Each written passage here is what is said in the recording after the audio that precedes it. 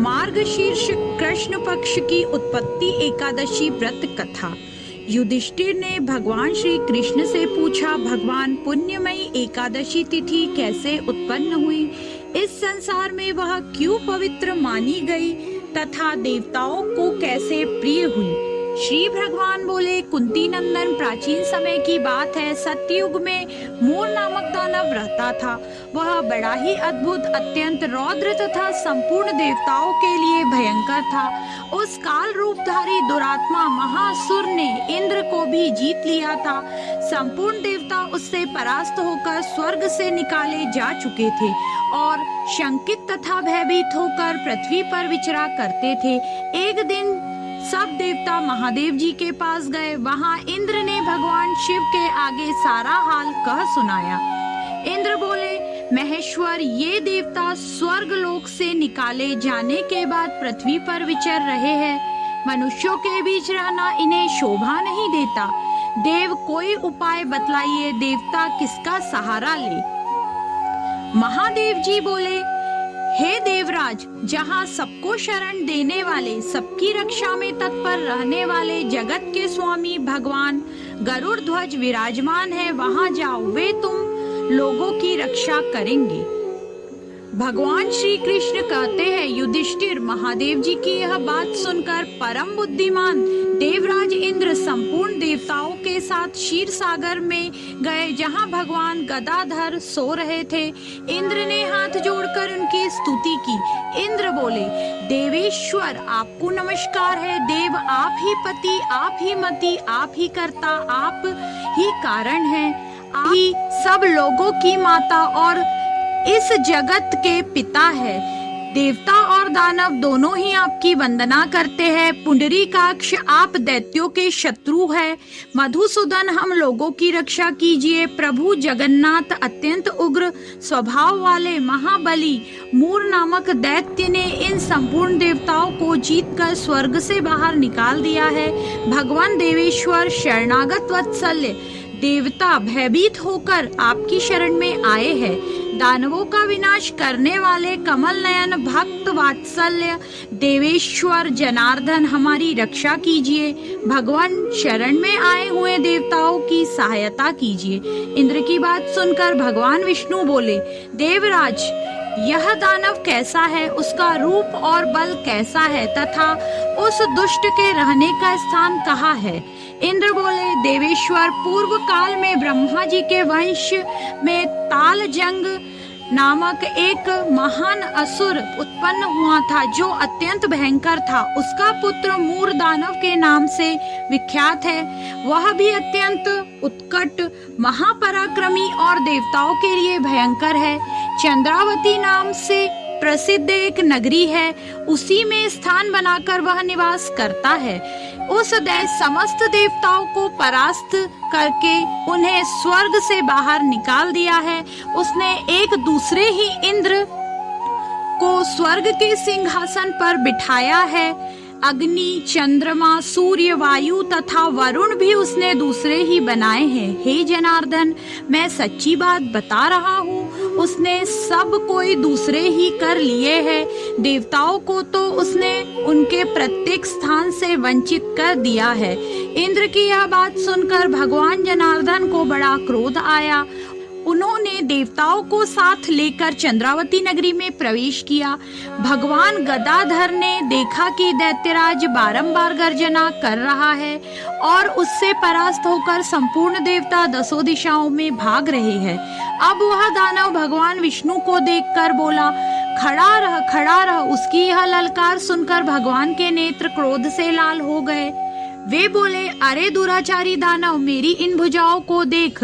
यह कहकर विष्णु जी ने अपने दिव्य बाणों से सामने आए हुए दुष्ट दानवों को मारना आरंभ किया। दानव भय से विच्छल हो उठे। पांडव नंदन, तत्पश्चात श्री विष्णु ने दैत्य सेना पर चक्र का प्रहार किया।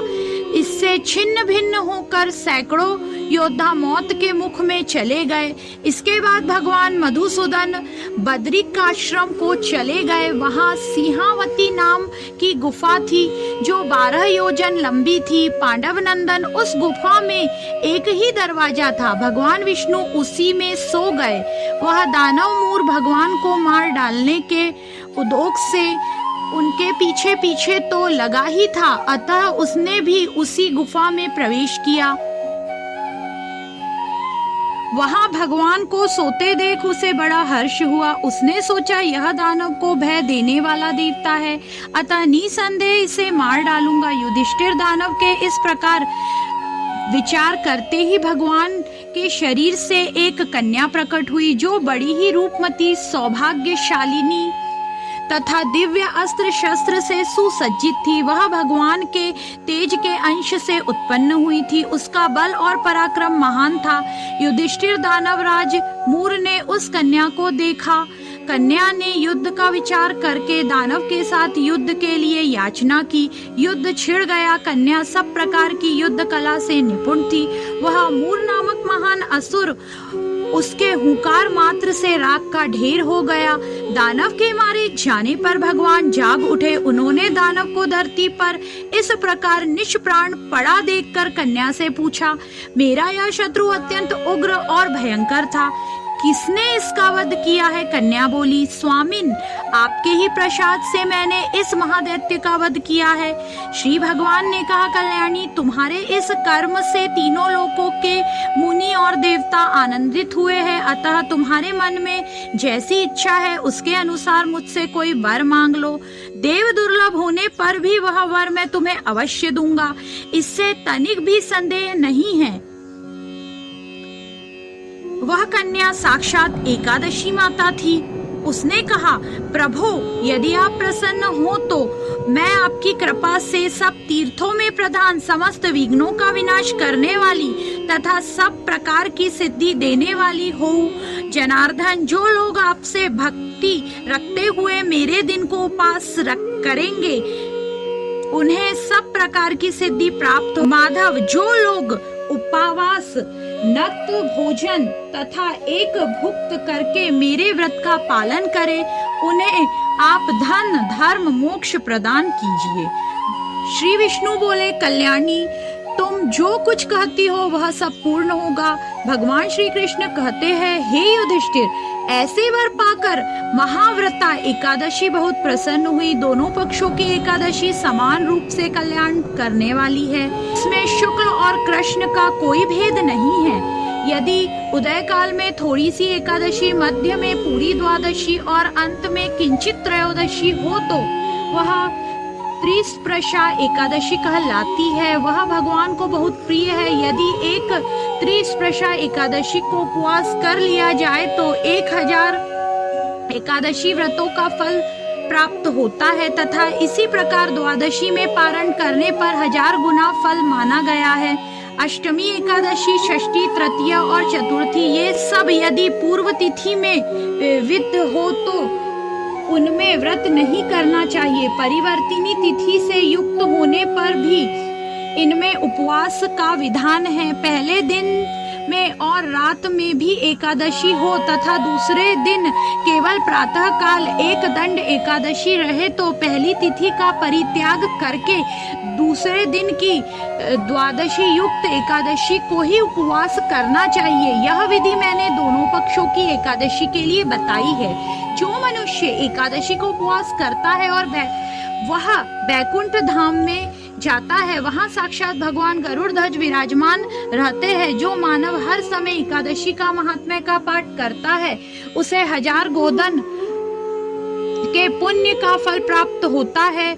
जो दिन रात में भक्ति पूर्वक इस महात्म्य का श्रवण करता है वे निसंदेह ब्रह्म हत्या आदि पापों से मुक्त हो जाता है। एकादशी के समान पाप नाशक व्रत कोई दूसरा नहीं है। जय श्री हरि विष्णु।